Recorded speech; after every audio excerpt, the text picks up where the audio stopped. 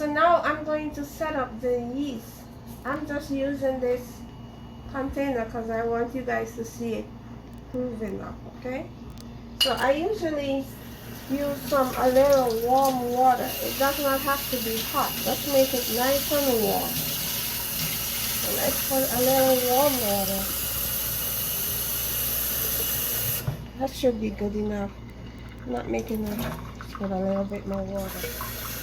Alright, so now in order for the yeast, you know, yeast is a life thing, so it needs food. So let's give it a little bit of sugar.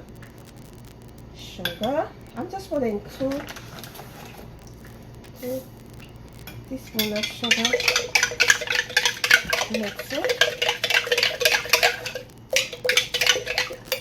Put a little bit more sugar. Put a little bit more sugar in there. Because we're feeding the yeast.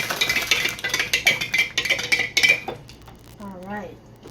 So now we're going to put the yeast.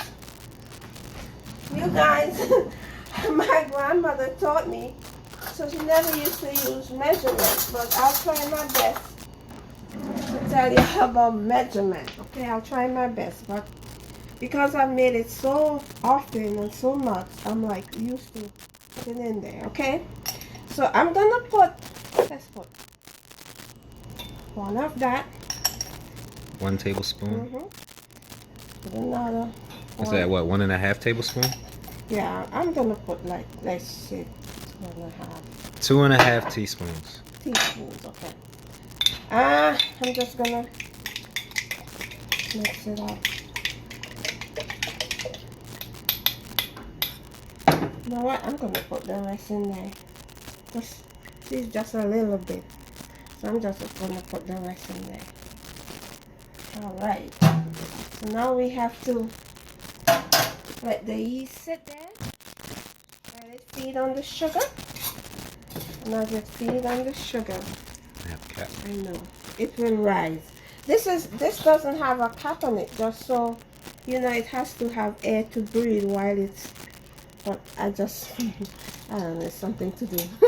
So I just covering it right here like that. So now I guess I could leave my yeast right there, and I guess how many 30 minutes or so I'll come back 20 minutes and see how it's supposed to be up here by the time it, you know, right.